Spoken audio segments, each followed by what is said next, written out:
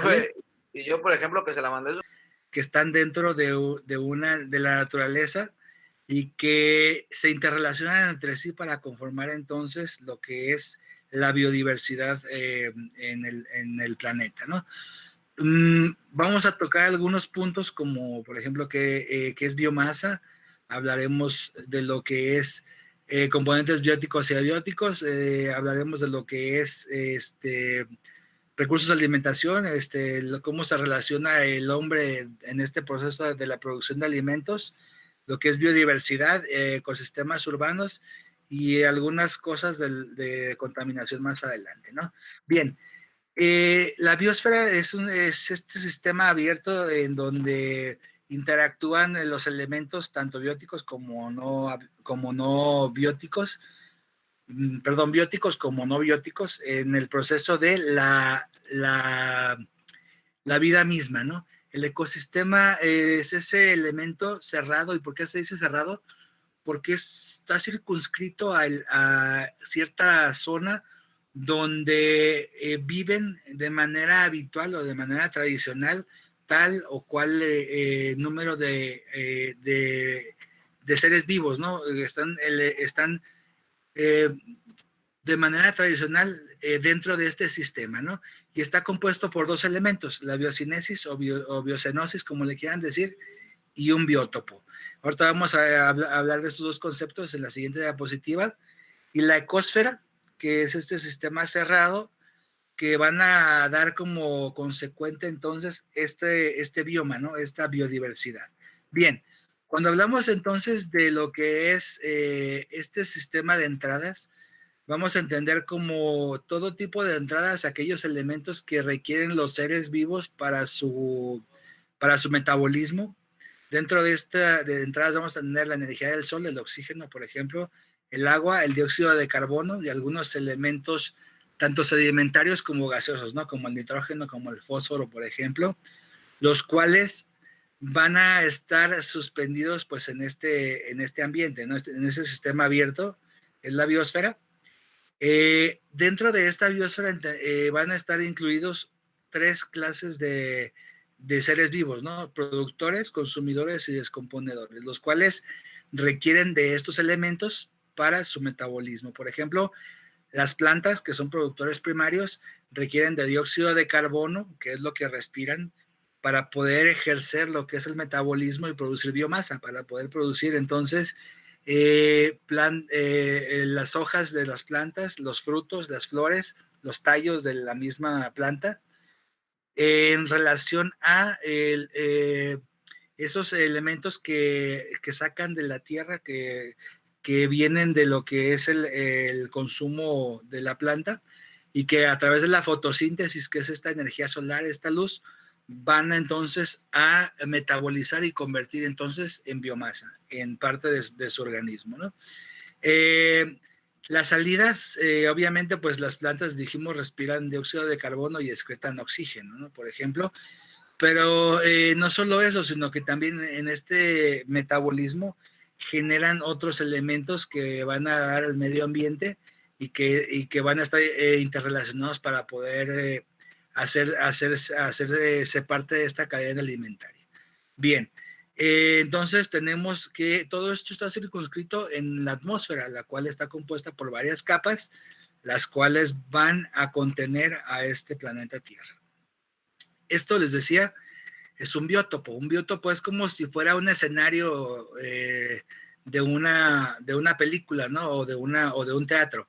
Este biótopo es básicamente ese escenario donde se insertan los peces, las plantas, los animales.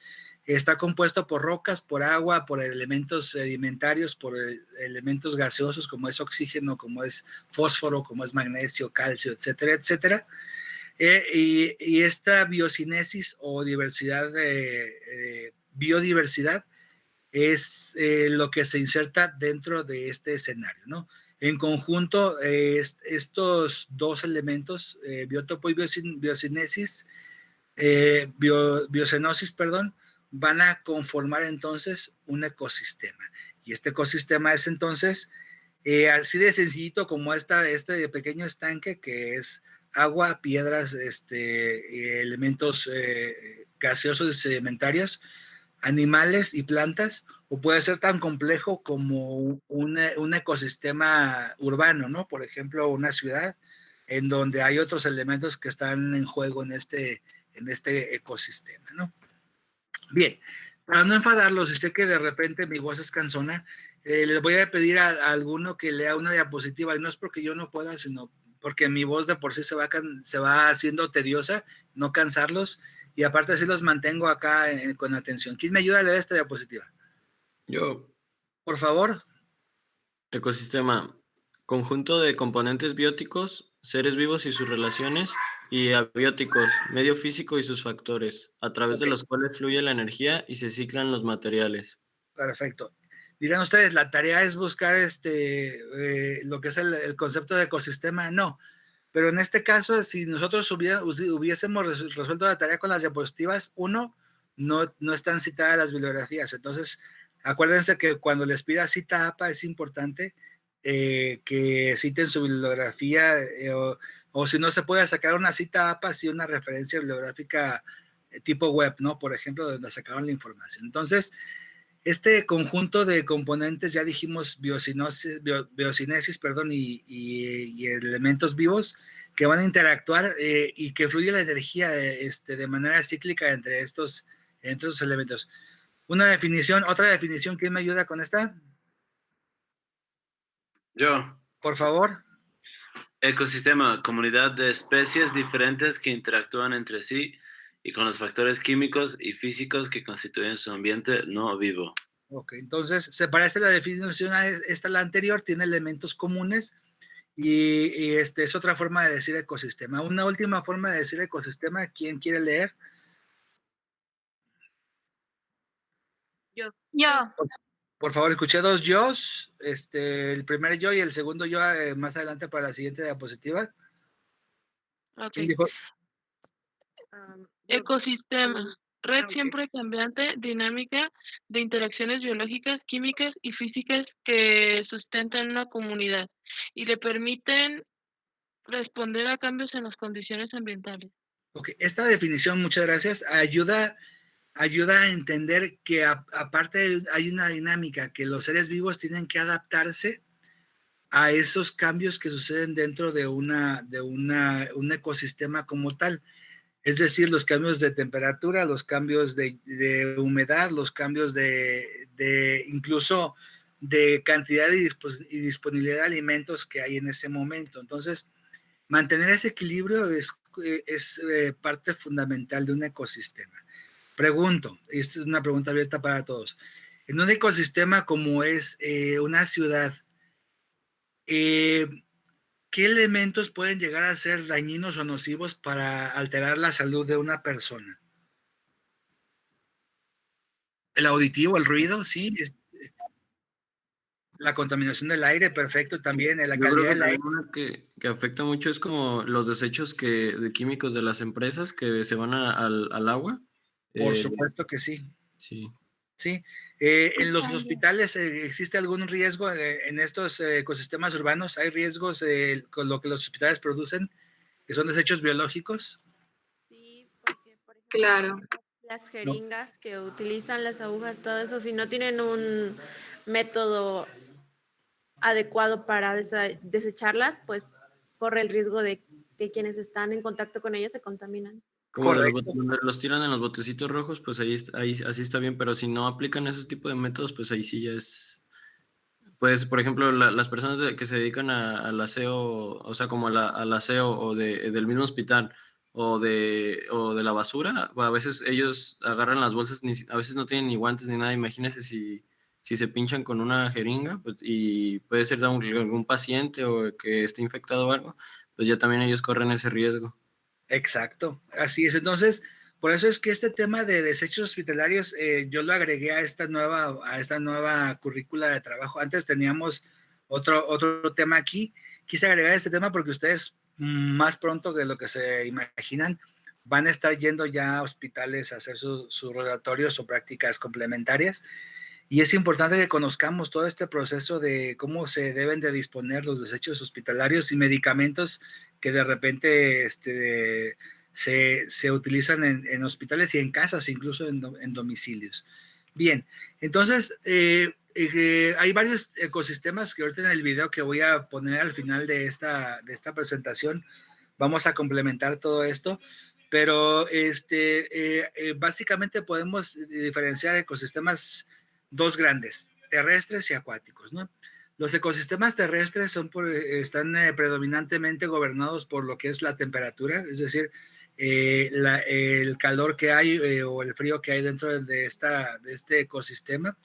Esto nos va a influir de manera muy, muy importante en qué tipo de seres vivos existen en este ecosistema, sus características incluso físicas y genéticas para poder subsistir en estos ecosistemas. Por ejemplo, en la sabana africana, los animales están diseñados filológicamente o de manera genealógica para poder soportar grandes sequías en temporadas de calor, en temporadas de falta de alimentos.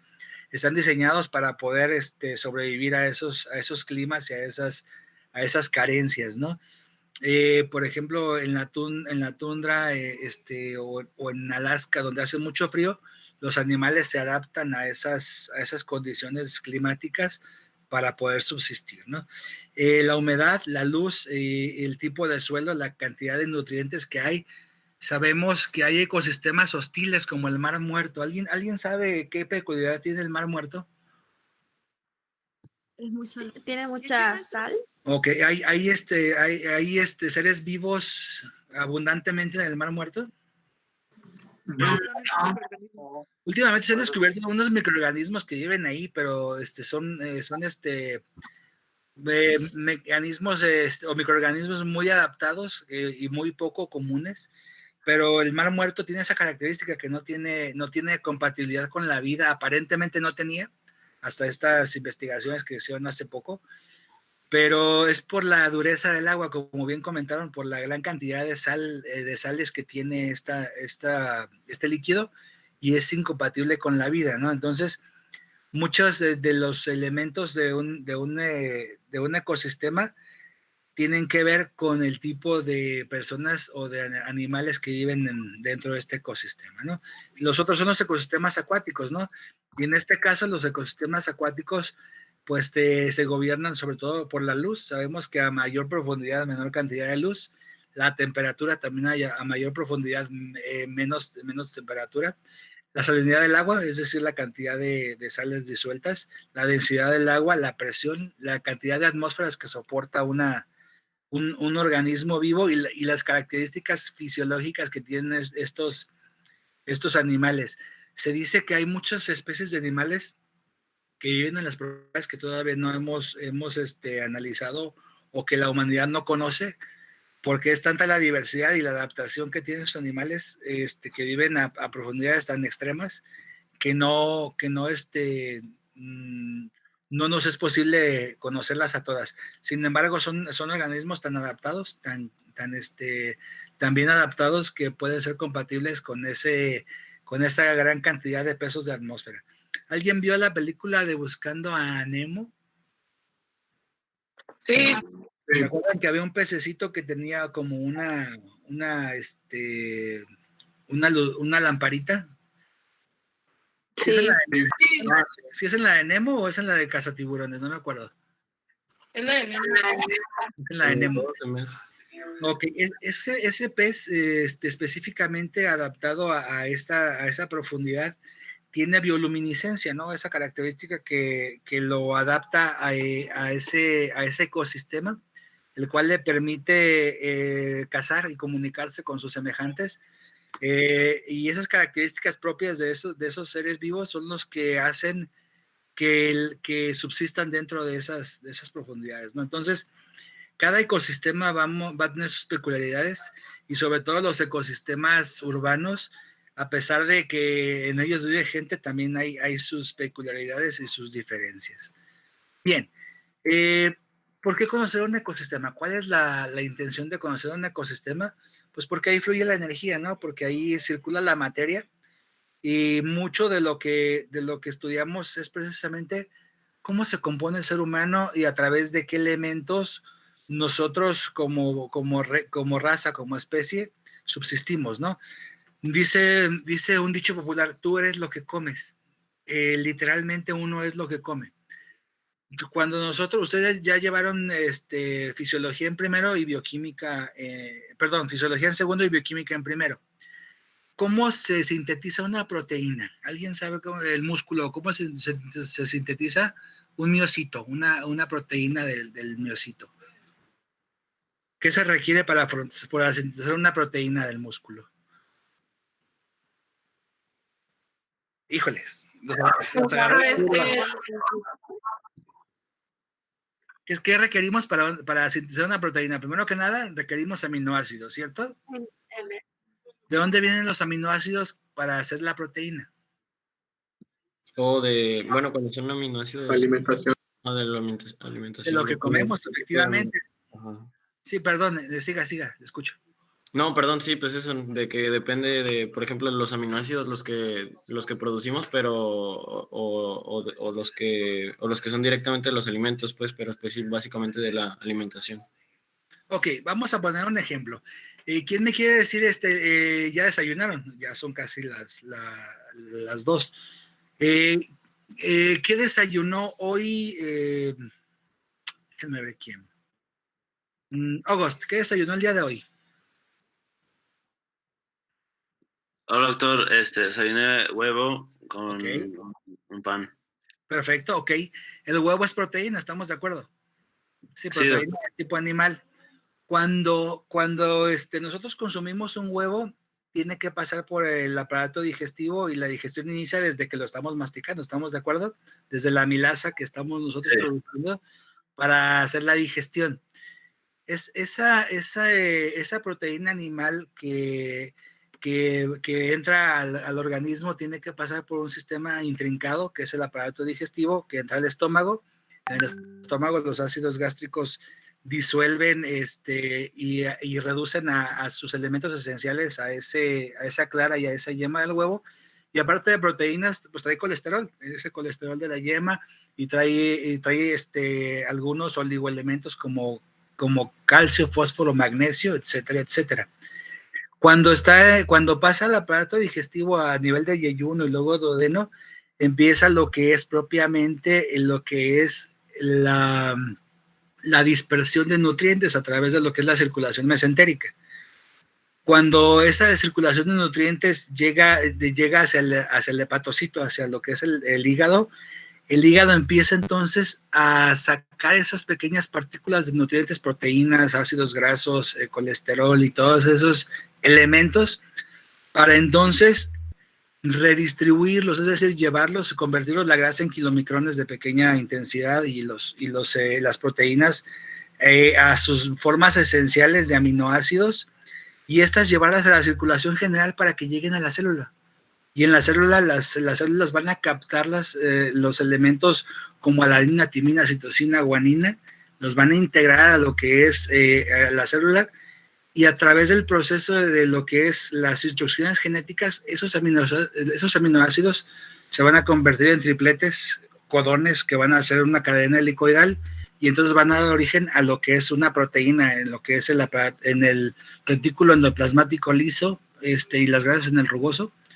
Y eso es la cadena hasta la célula, ¿no? Como de ese huevo que comimos en la mañana, que vino de un ecosistema urbano, porque a lo mejor August lo compró en un supermercado, pero que a fin de cuentas, cada uno de esos elementos que nosotros consumimos es lo que va a conformar nuestra biomasa, nuestra estructura física.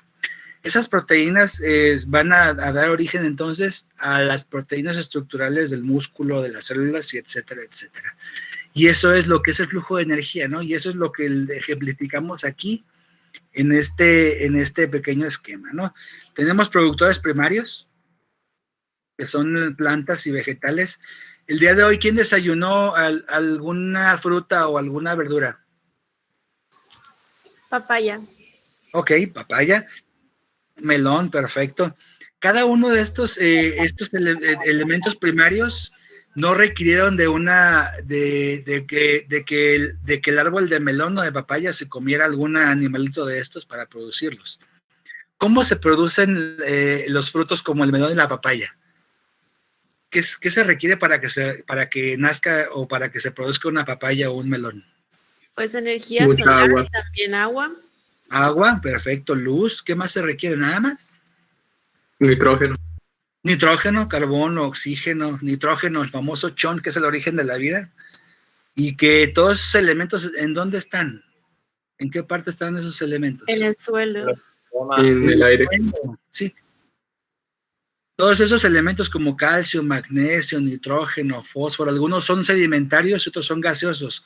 Unos a veces volatilizan y llegan a través de lo que es el aire y otros se absorben en la tierra y llegan a las raíces de esta, digamos, no es una papaya, pero pongamos el ejemplo de la papaya. Si fuera un papayo, entrarían los elementos tróficos a través de la reabsorción de esos elementos que os mencionaron ya, ayudados por el proceso de fotosíntesis. Alguien dijo luz, efectivamente. Estos elementos se llaman productores, son autótrofos, es decir, que no requieren más que de la luz y de absorber el material del subsuelo para producir su biomasa, es decir, sus plantas y sus hojas y sus frutos, perdón. Entonces, ¿para qué? Para que personas como nosotros, omnívoros y algunos animales que son herbívoros, puedan beneficiarse de estos elementos proteicos, que a fin de cuentas estamos hablando de que son proteínas y glúcidos de origen vegetal. Estamos hablando de que es celulosa, es fructosa, que son elementos que van a dar a la circulación de quien consume estos alimentos, que en este caso son los consumidores primarios, los herbívoros, por ejemplo, que comen pues precisamente hojas, plantas, frutos, los cuales se nutren de ellos para producir su biomasa, sus músculos y todos los elementos tróficos de su organismo. Y esos elementos de primer orden, herbívoros y consumidores de primer orden, van a darle sustento a los carnívoros o a los consumidores de segundo orden, ¿no? Esos carnívoros, pues obviamente se sustentan en base a animales más pequeños que son herbívoros. Una pregunta, ¿los simios son herbívoros o son carnívoros? ¿Herbívoros? Casi un 80-90% son herbívoros. Ocasionalmente comen termitas o comen alguna carne, pero son 80% herbívoros. Y se fijan, ¿cuánto pesa un gorila más o menos? ¿Qué les gustará? ¿Unos 300 kilos? ¿Eh? No, una tonelada es mucho. De verdad, pesar entre unos 250 y 300 kilos. Yo calculo, no estoy seguro, no les voy a echar mentiras. No, pesan eso, profe. ¿Dónde? Sí pesan eso. ¿Una tonelada? ¿Un gorila? No, media tonelada. Media tonelada. Posiblemente será un gorilo totototota. Pero yo calculo que deben andar oscilando entre los 300 y 250 kilos. Vamos a suponer que pesan 200 kilos, que como repito, no conozco cuánto pesa un gorila, pero están hechos de puro músculo. Se fijan, un gorila tiene 10 veces la fuerza de un hombre. Y sin embargo, su alimentación es herbívora en un gran porcentaje y los músculos se producen en esa proporción, ¿no? Esto echa por tierra el mito de las personas que dicen que los herbívoros o las personas que son veganas o vegetarianas no pueden sustentarse con solamente vegetales. ¿Alguien de ustedes es vegano o vegetariano?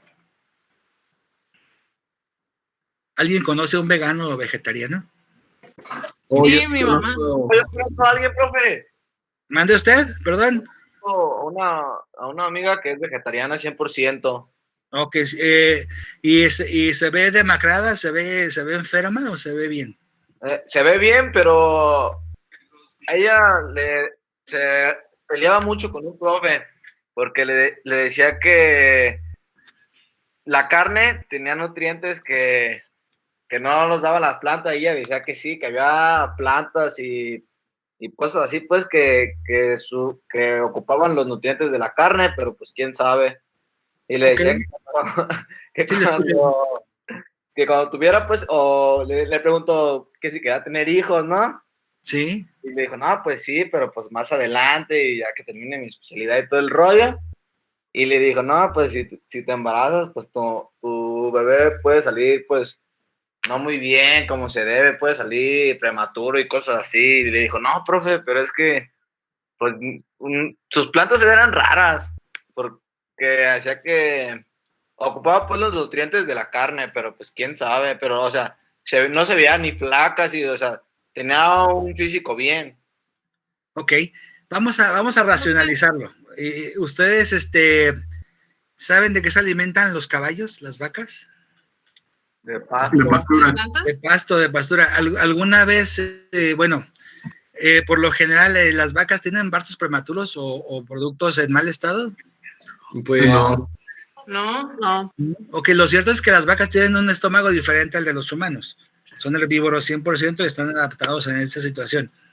Si lo racionalizamos, nos daremos cuenta de que es cierto, hay corrientes que dicen que hay proteínas y hay elementos que no podemos sacar de las plantas y de los vegetales, muy poco realmente, pero si nos ponemos desde el punto de vista de los veganos y vegetarianos, lo cierto es que se puede vivir perfectamente con una dieta con vegetales. Obviamente que es más difícil para conseguir elementos como, por ejemplo, las proteínas de tipo animal y el hierro, que cuesta más trabajo asimilar y que cuesta más trabajo conseguir. Pero lo cierto es que hay muchas corrientes que dicen que los veganos y vegetarianos pueden tener una vida completamente normal, siempre y cuando tengan esos complementos de folatos y de hierro que no se consiguen de manera en una dieta vegana o vegetal. Pero si somos lógicos, si racionalizamos, hay animales que llegan a pesar hasta media tonelada que solamente consumen plantas, ¿no? Entonces, es lógico y pensar que se puede subsistir con vegetales. Bien, estos carnívoros entonces son los consumidores terciarios y aquí tenemos en esta cadena alimentaria podemos tener a los omnívoros, que son los humanos, y algunos animales que consumen tanto plantas como animales. Luego viene la cacería y entonces el buitre o los animales carroñeros, que son los que se alimentan de los desechos de lo que dejan estos depredadores, ayudan para que los elementos que no se comen, los de segundo y tercer orden, se lleven adecuadamente hacia su destino final. Lo que queda en el piso de una casa, por ejemplo, cuernos y cosas que no son comestibles, piel y elementos que no se comen estos animales, pues va a dar al piso, ¿no? Va a dar al subsuelo, y en el subsuelo va a requerir de unos elementos especiales que vamos a ver más adelante.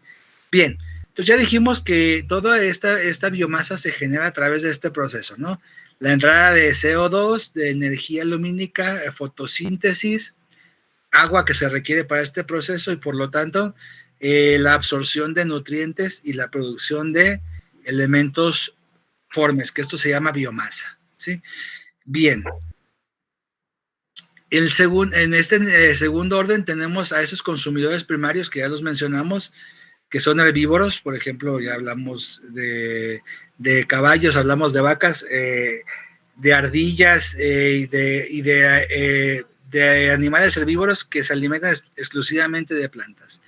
Luego están los consumidores secundarios, que son carnívoros y parásitos herbívoros.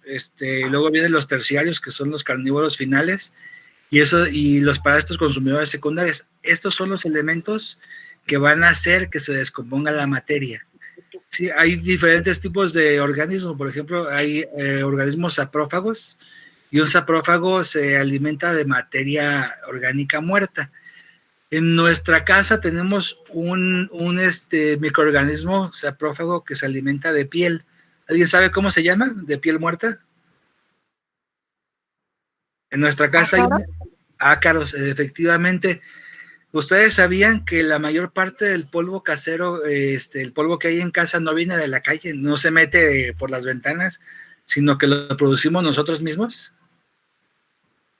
¿Sí sabían que ese polvo es la piel que vamos desfacelando? Cada 7 días, el epitelio de la parte más superficial de la piel se va desfacelando, se va despegando esa piel muerta, y esas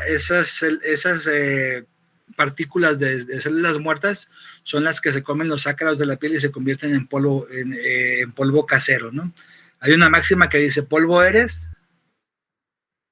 ¿Qué dice esa máxima? ¿Mande? Polvo es. En polvo te convertirás.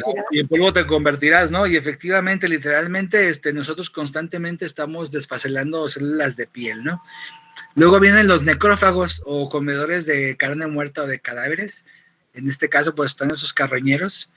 Los coprófagos, hay elementos del ciclo de lo que es el ecosistema que se alimentan de heces fecales. Hay un bichito que se llama escarabajo estercolero, seguramente han escuchado nombrar, que se encarga, o pelotero, mejor dicho, escarabajo pelotero o estercolero, que se alimenta de excrementos de animales de mayor dimensión, ¿no?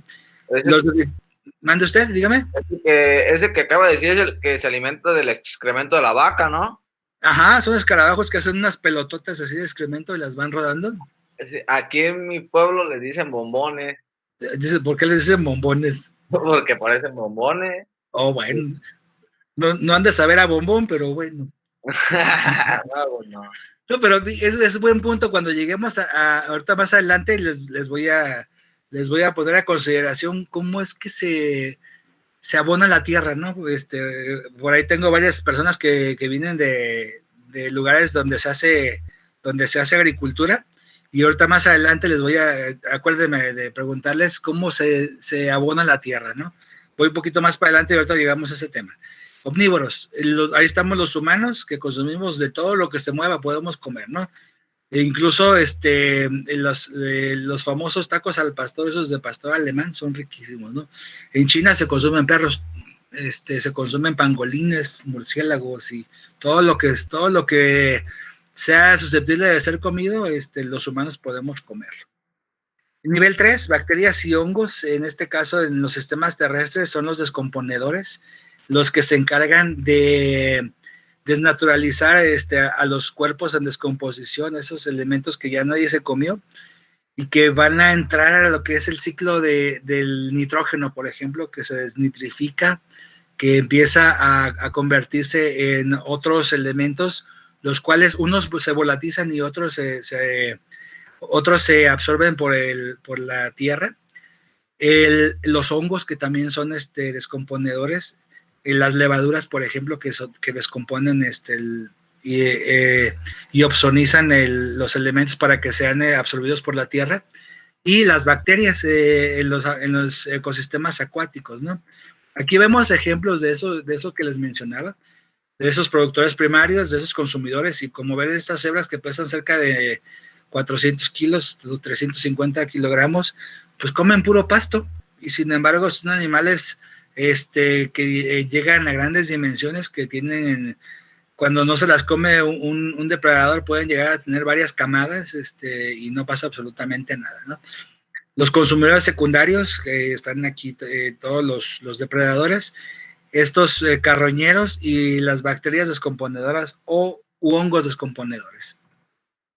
Aquí vemos un ejemplo de una red trófica, de una cadena alimentaria, donde el origen viene de dos elementos microscópicos. Uno se llama fitoplancton y otro se llama zooplancton. ¿Alguien sabe la diferencia entre fitoplancton y zooplancton? Digo, no deberían de saberlo, pero ¿alguien lo sabe? No, profe, ni idea. Profesor, ¿podrías repetirlo? No lo entendí. La diferencia entre fitoplancton y zooplancton. ¿La forma, profe? La forma, lo más importante, fito significa vegetal y zoo significa animal. Es decir, este plancton que está aquí está compuesto por elementos vegetales, ¿sí? Son micro vegetales que están suspendidos en el agua. Y el zooplancton son microorganismos vivos, es decir, pequeños animalitos que están disueltos en el agua.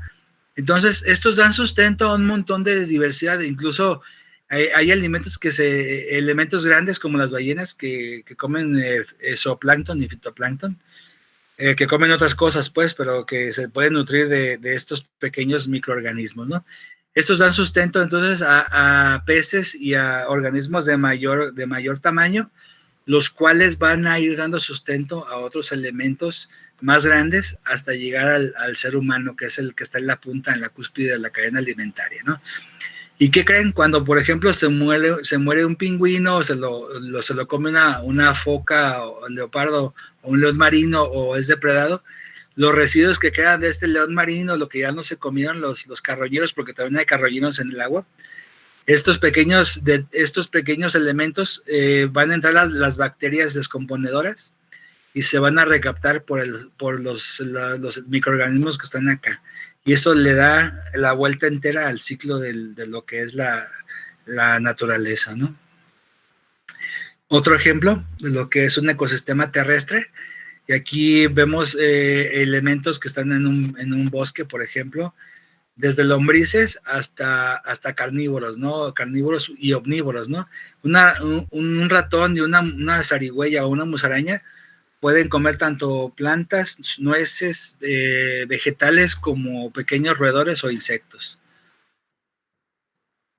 Aquí está un ejemplo de cómo gráficamente podemos hacer esa idea así con un mapa mental muy pequeño de cómo podemos entender esa cadena alimentaria, ¿no?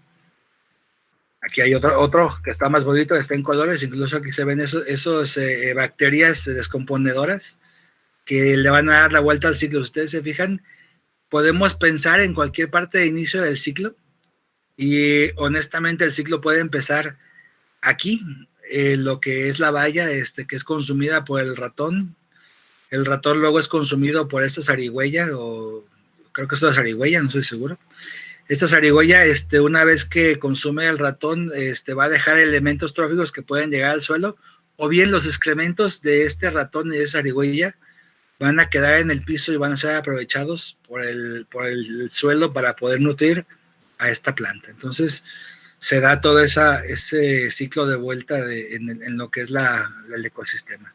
Otro ejemplo, igual, sabemos que para que, en este caso, le da mucha importancia a lo que es la respiración, la producción de CO2, que es necesaria para que los elementos productores puedan generar su metabolismo y generar biomasa. Ejemplos de ecosistemas, desde los más exóticos, como es esta selva tropical del Amazonas, un ecosistema donde hay una biodiversidad increíblemente exuberante, montones de especies animales y vegetales, y todos los elementos que lo componen. De hecho, muchas de estas zonas del Amazonas son vírgenes, no han sido tocadas por el hombre, entonces son ecosistemas nativos.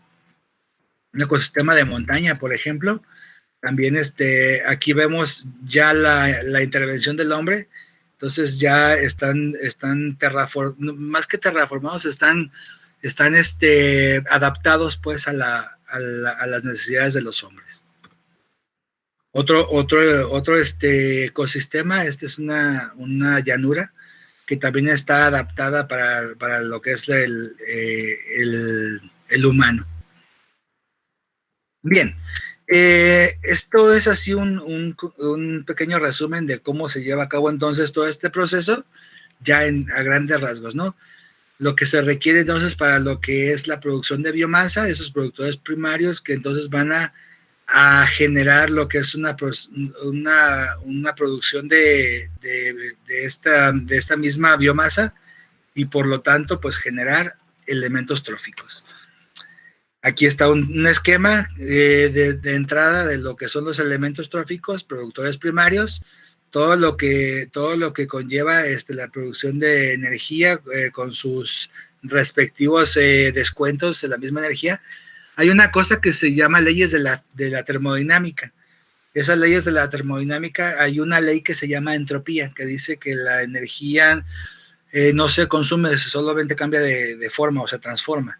Entonces, en todo este proceso vamos a ir viendo todo este proceso de cómo la energía se va pasando de persona a persona.